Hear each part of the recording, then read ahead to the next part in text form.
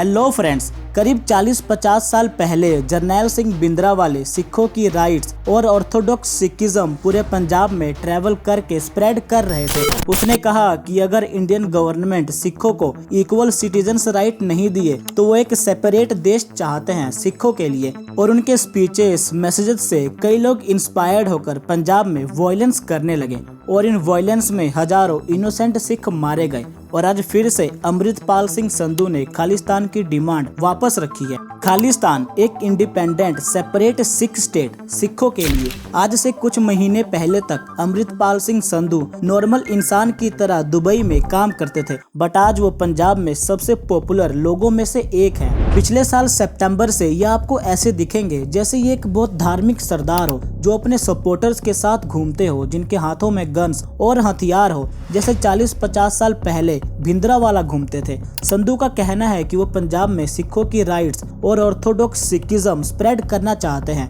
जैसे भिंद्रावाला करते थे, और अमृतपाल सिंह संधू भिंद्रावाला को अपना आइडल मानते हैं। तो क्या अब हिस्ट्री फिर से रिपीट होगी? खालिस्तानी मूवमेंट और इसकी हिस्ट्री क्या है और कैसे ये पंजाब को इन्फ्लुएंस कर सकता है, आइए आज इसे इस वीडियो में समझते हैं। इस वक्त की बड़ी खबर आपको बता दें, अमृतपाल पर पंजाब पुलिस का बड़ा एक्शन देखने को मिला है। Pakistani sympathizer Amritpal Singh, the chief of Varis Punjab Day, has given a chilling veiled threat to the Prime Minister and also. अब अमृतसर की करेंगे जहां पर आज भारी बवाल हुआ, जंग जैसे हालात बन गए। एक तरफ पुलिस थी तो दूसरी तरफ सैकड़ों की Pakistan leader Amritpal Singh gave a 1-hour ultimatum to the Punjab government.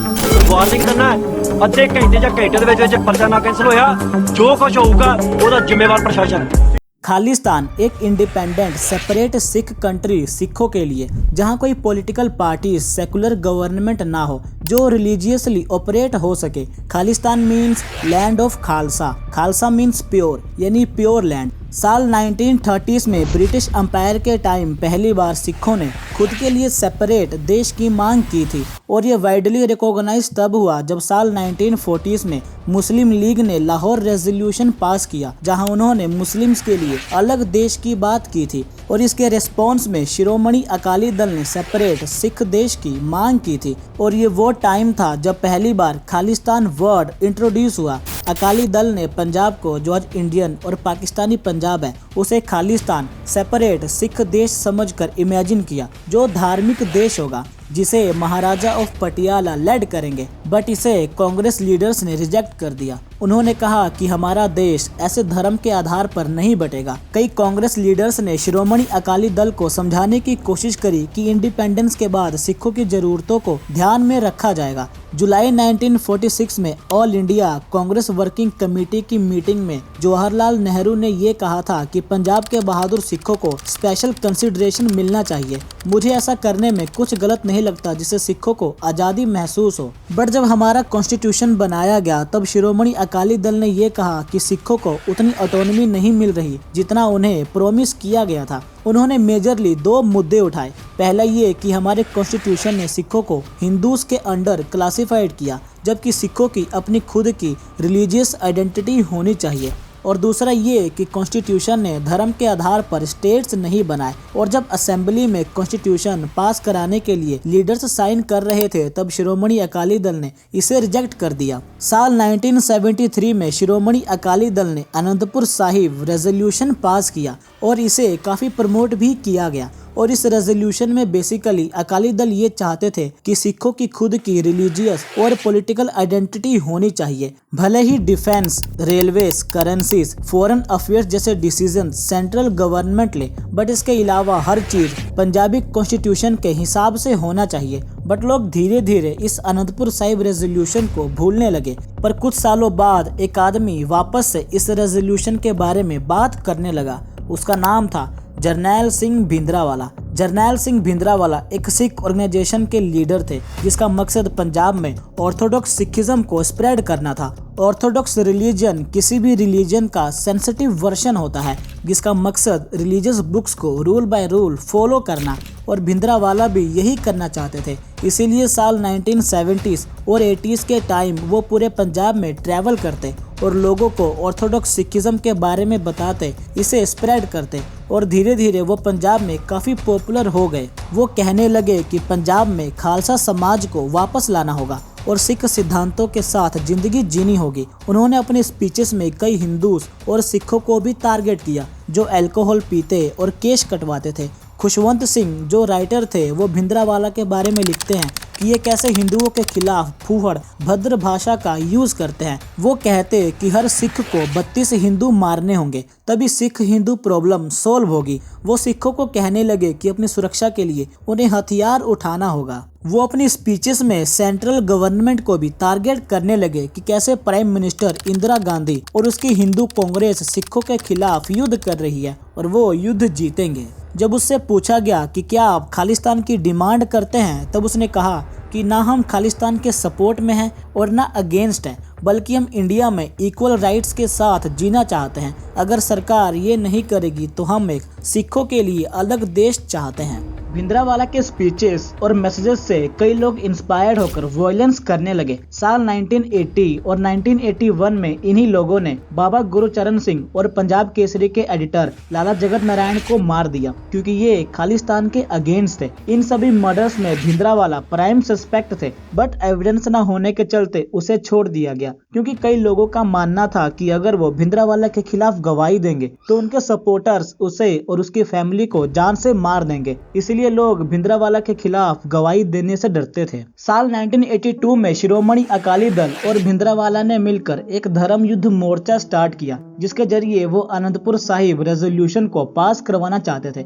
But उस समय प्राइम मिनिस्टर इंदिरा गांधी ने कहा कि ये मोर्चा इंडिया के खिलाफ है और वो इस मोर्चे को रोकना चाहती हैं और 30,000 सिखों को अरेस्ट किया गया। और इस समय भिंद्रावाला के सपोर्टर्स पंजाब में लगातार बॉम्बिंग वॉयलेंस कर रहे थे और कांग्रेस एमएलए और पंजाब में रहने वाले हिंदुओं को जान से मारने की धमकी दे रहे थे। पर खुद को बचाने के लिए भिंद्रावाले अमृतसर हरमंदिर साहिब कॉम्प्लेक्स में छुपे थे और वहां से अपने सपोर्टर्स को गाइड कर रहे थे। इंडियन गवर्नमेंट ने काफी कोशिश की कि भिंद्रावाले खुद को पुलिस के हवाले कर दे, बट गवर्नमेंट फेल रही, जिसके बाद ऑपरेशन ब्लू स्टार शुरू किया गया। इस ऑपरेशन में इंडियन आर्मी ने भिंद्रावाले को मार गिराया और 500 मिलिटेंट्स और सिविलियंस भी मारे गए। कई ऑर्गेनाइजेशन का कहना है कि इस ऑपरेशन में 3000 से ज्यादा लोग मारे गए थे क्योंकि ब्लू स्टार ऑपरेशन तब हुआ था जब हजारों लोग हरमंदिर साहिब कॉम्प्लेक्स में रिलीजियस प्रैक्टिस कर रहे थे और हजारों इनोसेंट सिख मारे गए इस ऑपरेशन में।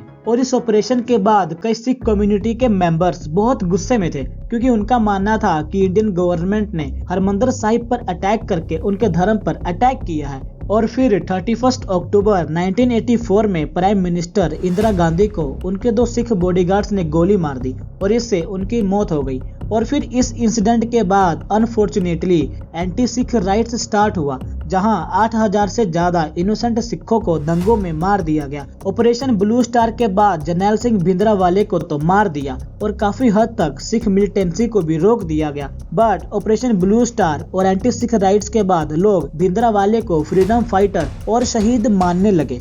अब भिंद्रावाले तो मर चुके थे पर उनके आइडियाज अभी भी जिंदा थे। खालिस्तानी सेपरेटिस्ट ने कई अटैक करे इंडिया और अब्रॉड में, जैसे जून 1985 में खालिस्तानी टेररिस्ट ने एक एयर इंडिया फ्लाइट को बॉम्ब से उड़ा दिया जिसमें 329 इनोसेंट लोग मारे गए। और खालिस्तानी टेररिस्ट का कहना था कि ये भिंद्रावाले की मौत का एक बदला है। फिर इसके बाद खालिस्तानी टेररिस्ट ने और भी वॉयलेंस किए। भिंद्रावाले की मृत्यु के बाद यूके, कनाडा, ऑस्ट्रेलिया जैसे फॉरेन कंट्री से खालिस्तानी एक्टिविटीज के प्रो ग्रुप्स बनने लगे। एक रिपोर्ट ने यह बताया कि 80s और 90s में खालिस्तानी एक्टिविटीज लाहौर से ऑपरेट होती थी, पर आज ये सारी एक्टिविटीज फॉरेन कंट्री से ऑपरेट होती है।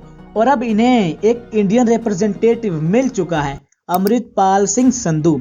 अमृतपाल सिंह संधू का जन्म 27 जनवरी 1993 को पिंड जलकपुर खैरा अमृतसर में हुआ था। साल 2012 के बाद संधू दुबई चले गया अपने फैमिली के ट्रांसपोर्ट के बिजनेस को संभालने। पर दुबई में रहकर वो सोशल मीडिया पर काफी एक्टिव रहता था। उसने फार्मर्स को सपोर्ट किया, फार्म लॉस के अगेंस्ट, और वो दीप सिद्धू को भी सपोर्ट करता था। इसीलिए दीप सिद्धू की मृत्यु के बाद संधू को 4 मार्च 2022 में वारिस पंजाब दे का लीडर डिक्लेयर किया गया। वारिस पंजाब दे एक सोशल ऑर्गेनाइजेशन थी जिसे दीप सिद्धू ने स्टार्ट किया था, जिसके थ्रू वो पंजाब के सोशल इश्यूज पर बात करते थे। वारिस पंजाब दे का हेड बनाने के बाद संधू इंडिया वापस आए और वो दीप सिद्धू के फॉलोअर से कहने लगे कि उन्हें खालसा में वापस आ जाना चाहिए और अमृत शक लेना चाहिए। अमृत छकना एक सिख रिलीजियस सेरेमनी है जहां लोग अमृत छक के ऑफिशियली खालसा का पाठ हो जाता है और अमृतपाल सिंह संधू ने खुद ने भी ये चीज करी। 25 सितंबर 2022 को उन्होंने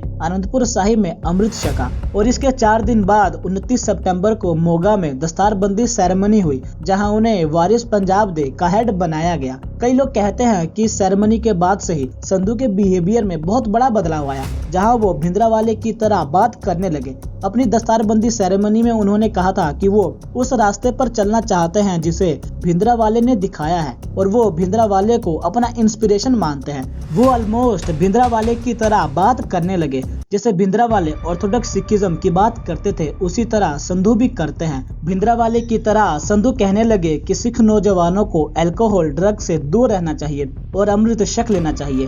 पिछले साल नवंबर में उन्होंने खालसा वहीर के नाम से 1 महीने लंबी कैंपेन स्टार्ट करी और फिर अमृत संचार एंटी ड्रग कैंपेन भी स्टार्ट किया जहां वो कहने लगे कि सिख नौजवानों को ड्रग्स अल्कोहल से दूर रहना चाहिए। भिंद्रावाले की तरह अमृतपाल भी सेंट्रल गवर्नमेंट को टारगेट करने लगे कि सिखों की प्रॉब्लम के वही जिम्मेवार हैं। इतनी सारी सिमिलैरिटीज होने के चलते कई लोग अमृतपाल सिंह संधू को भिंद्रावाले 2.0 मानते हैं और एक जो सबसे डरावनी बात यह है कि संधू ने खालिस्तान की डिमांड वापस रखी है, इसलिए इंडियन गवर्नमेंट वॉरिड है। होम मिनिस्टर श्री अमित शाह जी ने पंजाब के सीएम श्री भगवंत मान जी से कहा है कि वो जल्दी से जल्दी इस मैटर को सॉल्व करें और पंजाब गवर्नमेंट सैटरडे से ही एक्शन में है और आज पंजाब में हर जगह सीआरपीएफ के आर्म्ड फोर्स खड़ी है ताकि किसी भी तरह का दंगा ना हो। और मेरे अकॉर्डिंग हमारा देश ऐसे डिवाइड नहीं हो सकता।